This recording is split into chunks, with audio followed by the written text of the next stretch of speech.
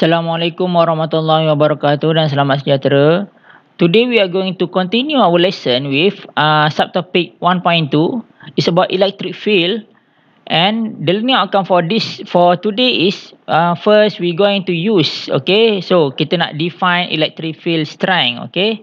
Electric field strength is shown by this equation, okay. F over Q naught. Okay, sebelum ni kita dah belajar bahawa kita dah belajar bahawa F is equals to K Q over R squared. Okay, so bila kalau kita kata E is equals to F over Q, maka F E is equals to, so ini over Q bila kita over Q kat sini, over Q, so ini F over Q. So Q ni akan cancel, kita akan dapat equation KQ over R squared. Okay, ni macam mana datang equation KQ over R squared lah. Tapi ini adalah definition bagi electric field strength. Alright. So, apa yang kita akan belajar adalah we are going to use this equation yang aku tunjukkan tadi, KQ over R squared for point charge.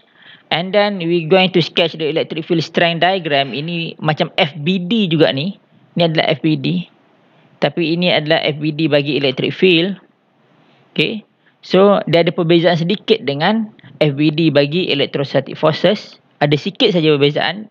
Tapi lebih kurang sama. And then, we going to determine the charge. So, ini macam mana kita nak solve problem. Okay, solve problem. So, solve problem dia lebih kurang sama. Okay, lebih kurang sama macam force tadi. Okay, cuma dia punya FBD dia ada perbezaan sedikit. Tapi dia masih lagi menggunakan those 5 steps. Okay, step number 1 until step number 5. Okay, starting daripada determine electric field until solving problem. Alright.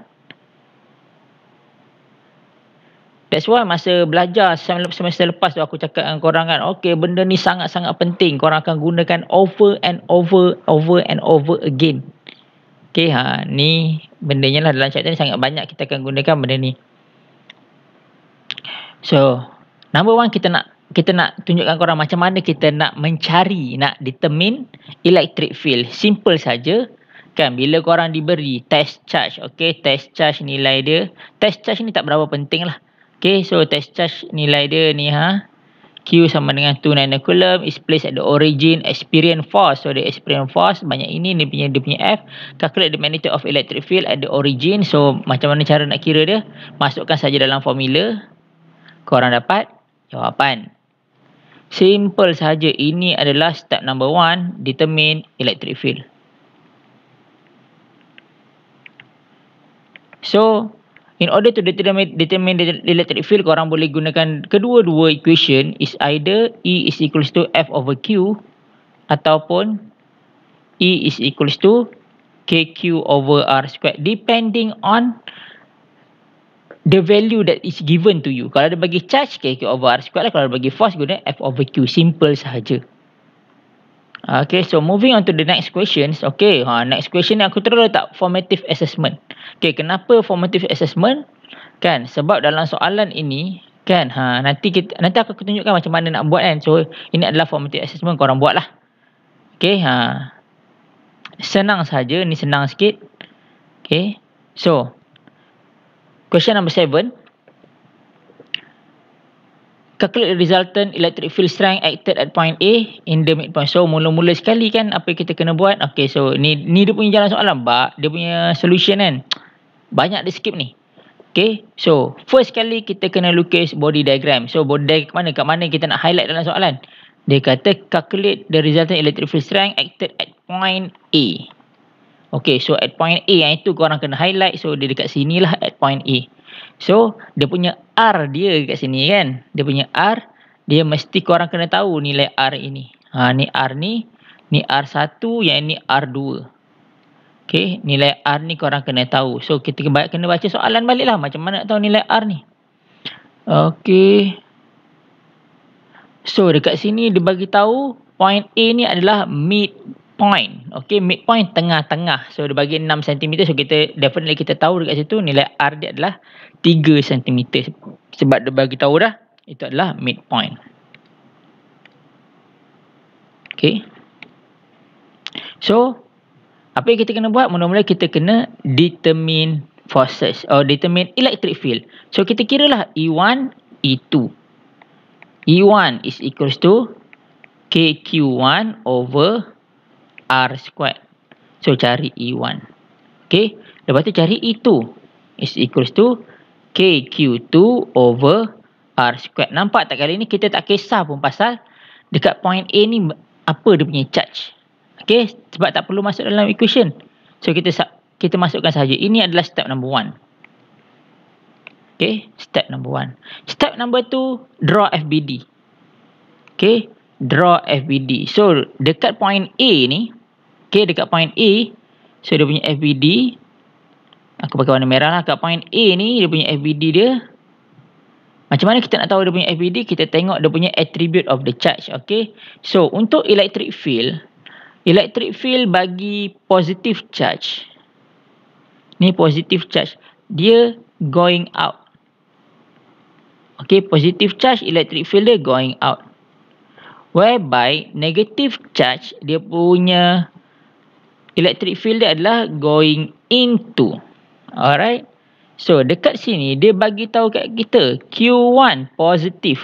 So bila Q1 positif mean electric field dekat sini, electric field dekat Q1 dia going out.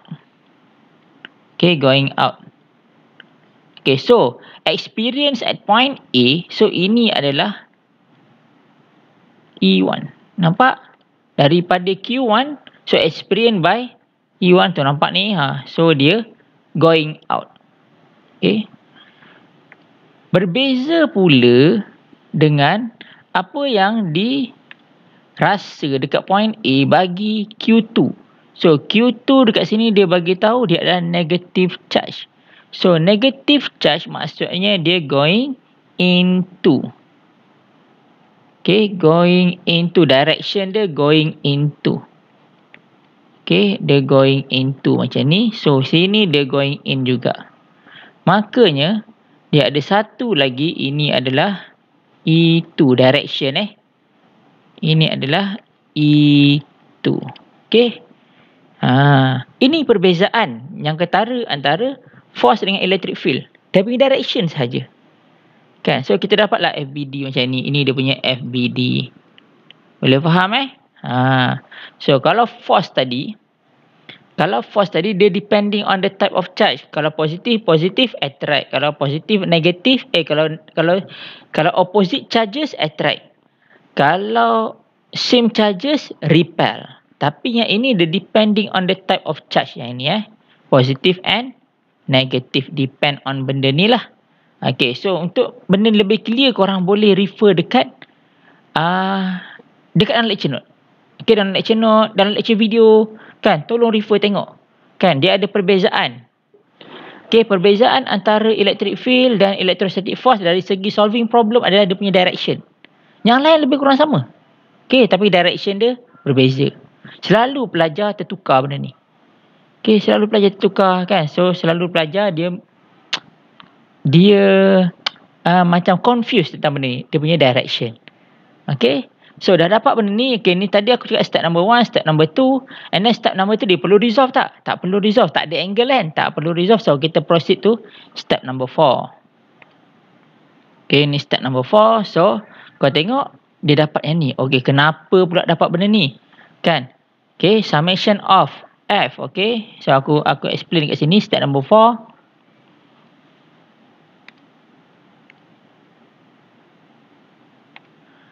Okay, summation of Fx. So, kita tahu kat sini the same direction kan. Dia adalah E1 plus E2.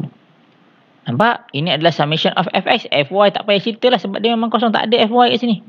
Kan, so summation of Fx dapat benda ni. So, itu yang digunakan kat sini. Nampak? Alright. Summation of Fx pula. Summation of Ex. EX, electric field. Okay, electric field dah dapat benda ni. So, dah dapat benda ni, okay, kau tambahkan dua-dua nilai. Tak perlulah masuk formula sebab kau dah kira kat number 1 ni kan.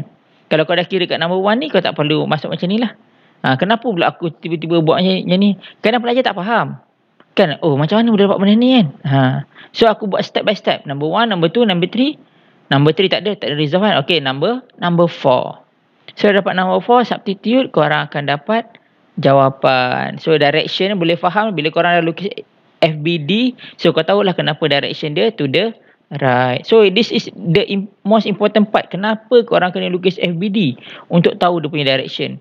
Remember, this is a vector quantity. So, jawapan akhir dia mesti ada magnitude and direction. Right. Cikgu, jawapan akhir kat sini tak ada lah direction. Yes. Kan, sebab ini jawapan ni kurang tepat lah ni. Kan sepatutnya dia kena ada direction sekali. Okay. Alright.